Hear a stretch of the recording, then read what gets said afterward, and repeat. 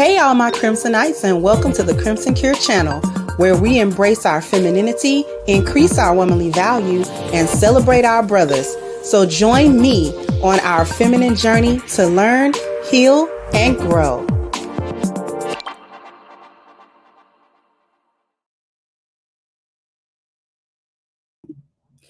Hey there, my Crimsonites, and welcome to the Crimson Cure channel. I'm your hostess, femininity coach, and author of the Crimson Cure. And this is my perspective. So I got a little clip here. I may not play all of it because it's like 3.5 minutes long, but I wanted to come and basically listen. Hold on.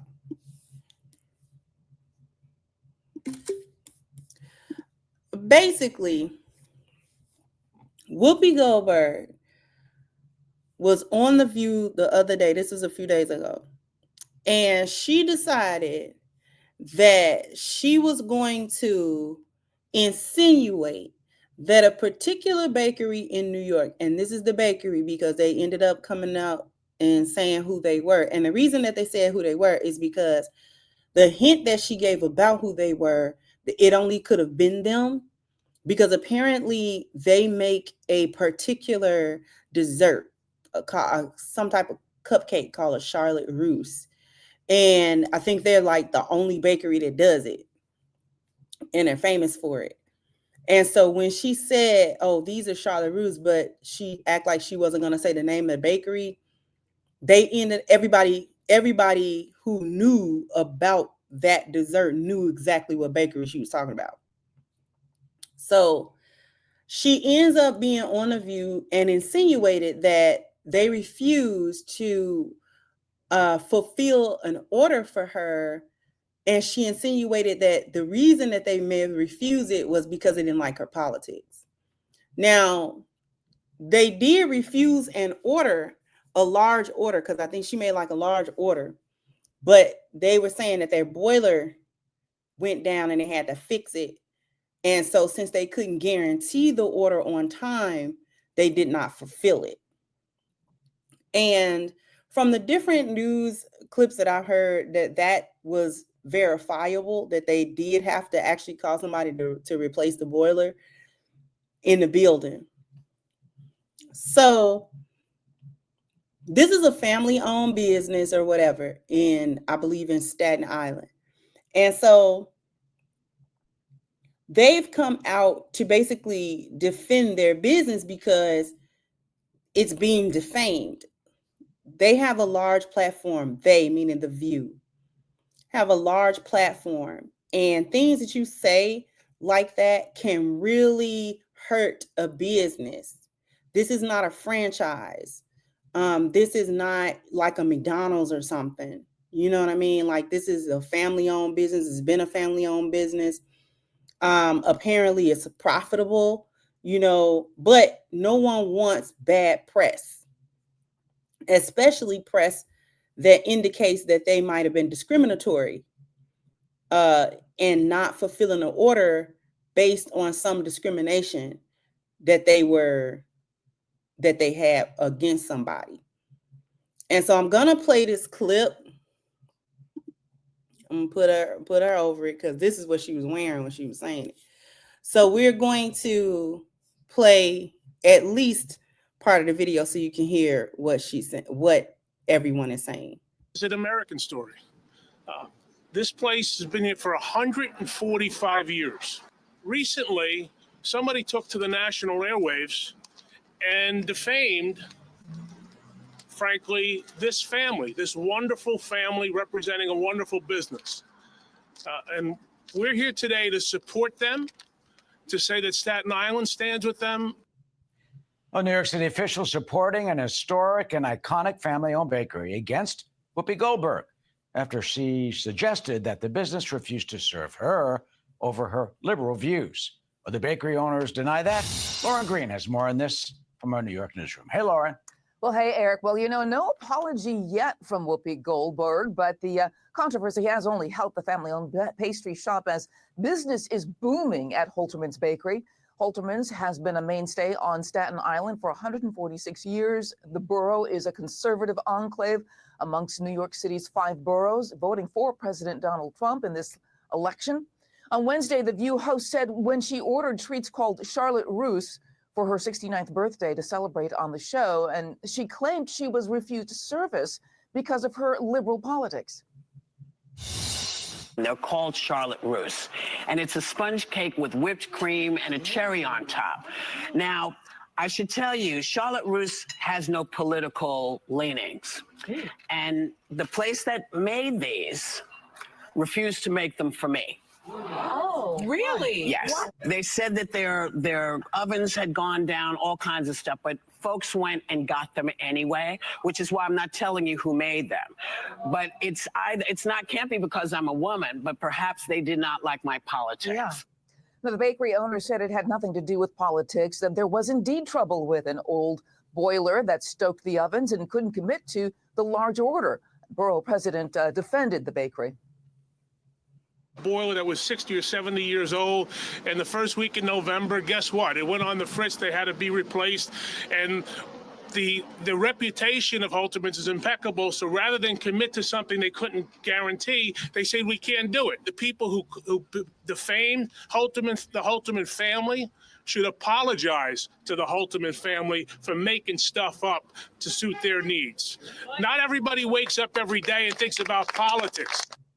Now, Jill Halterman, the owner of Halterman's Bakery, shared how this has become a family affair. Now, I cut it off because that's all that you really needed to know, right? Now, low key, the little press conferences, they were kind of dragging it a little bit, right? But she opened it up for them to drag it a little bit, because how you lying on a small business about something? If they told you we couldn't fulfill the order because of this particular reason, why would you take it upon yourself to tell people that it wasn't the reason that they gave you? It was another reason. They were discriminating against you for some reason. And she didn't put it on her being Black or a woman. She put it on her political leanings, because it's a hot topic right now to talk about the election and the fallout from the election and all of this. And I find it to be extremely irresponsible to get on your platform, be it small, medium, or large, and basically defame a business or say something about someone or some organization that is patently untrue or something that you cannot prove. Like, if you've ever actually been discriminated against, when you're being discriminated against and when you're being sold, a line about, oh, we're not going to do it, but for a fact that you're not doing it because I'm Black, or you're not doing it because, I've been in situations where I've been discriminated against because I was Muslim. And I know that that's why. But sometimes you can't prove that. It's just like, I know what this is about, you know what I'm saying, or whatever. And I just choose not to give my business, or things of that nature once I feel that way or encounter that. But here's my takeaway from this particular situation. Why would you get on The View to try to tell somebody that a bakery that is popular in its locality is discriminating against you when they didn't give you any indication that that's what was going on? And you couldn't prove it one way or the other.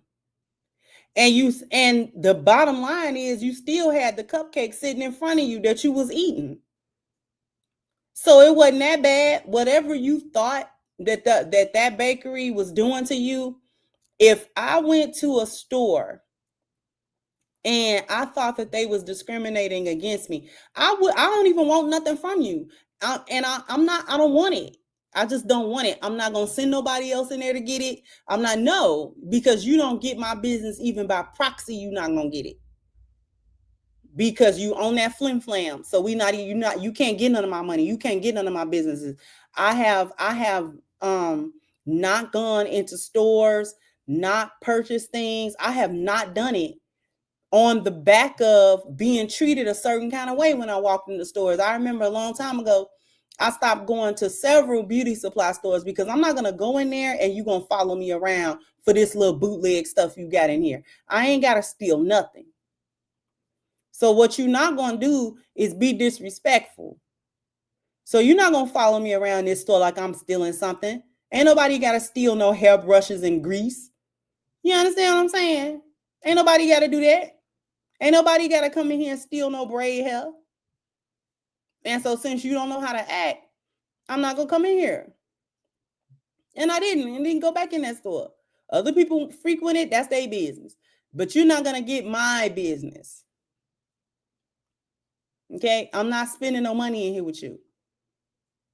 And I'm not going to tell nobody else to spend money with you to get something out of it. I don't want it. Whatever it is that you got that I like, oh well, I'll just do without it. So the cupcakes were still sitting there on the table and you couldn't see the video. But if you go to that episode of The View, the lady that's sitting next to her, the one that was trying to check Sonny that time, she was actually in the middle of eating one and was going to spit it out once Whoopi said they wouldn't make them for me. Like, girl, get a grip. All y'all need to get a grip. But I'm actually glad that The View is doing what it's doing, because they're really driving the train of trying to make people crash out and trying to make people feel good about being a crash dummy about this whole election thing, like a whole crash dummy about it. They have not stopped. It has been almost 2 weeks now since the election. And they are still on The View every day, among other topics. Each day they are talking about some type of discrimination, nobody brings up race more than these people. Race and gender and discrimination. And, it's a boogeyman around every corner. And the fallout from this election is really bringing those things to light. I was watching another video about this person, and they was like a tea party, male to female. At first I was like, it's something off about this person. Then they ended up saying what it was, and they were being interviewed by two guys. And this tea party person, was like a stomp down, drag out Democrat, here for all the BS. And even they were like, could sit back and say, no, the Democrats lost because of the way in which they don't relate well to what people care about, and they're disingenuous, and they focus on things that don't really affect people, and they focus on the boogeymen around every corner. And so much more was said than that. It was actually real enlightening to actually kind of see that the mask has fallen off a lot of these people. And a monumental shift is actually taking place, not only in America, but in other places across the world. Like, I was watching a video clip of the Maori in New Zealand who were protesting the attempt of the British Crown to try to break a long-standing treaty with them and giving them certain protections and how they interact with Great Britain. And they wanted to abolish that treaty. And they were not having it. Them people was not having it. They was like on the Senate floor. It's like if you were to go in front of the Senate and did a whole haka If anybody know what a haka is, they did a whole haka like that. You know what I'm saying? Like they was like, no, they ripped up the paper. They was like, no, you're not gonna do it. So there, and I said that to say this, there is a shift going on. These people are standing up to these governments for good or bad. They are speaking up and speaking out against these governmental bodies all around and saying, no, we tired of the foolishness at this point. And it may not be the same foolishness going on in each place, but whatever the foolishness is going on in them places, they like, no, we tired. And we don't want to deal with it anymore. And we're not going to. Come what may, we're not going to deal with this foolishness no more. And the mask has really fallen. Like, even though I still am of the belief, and a long time belief, that the Republican and the Democratic parties are the wings of the same bird, two wings of the same bird. And I definitely believe that. Matter of fact, I know that for a fact, that they'll play one against the other and all that type of stuff. But the mask really failed this time. And I think that a lot of people are seeing it a lot more clearly than they have seen it in the past. And I don't know that the little game that they like to play with perceptions in the public is really going the way that they thought it would. I don't know that it's necessarily going the way that they thought it would go. If you catch my drift. Anyways, jump down in the comment section. Let me know what you think. Like, share, subscribe to the channel if you have not. Once again, I'm your host, The Crimson Cure, and this was my perspective. Bye-bye, Crimsonites.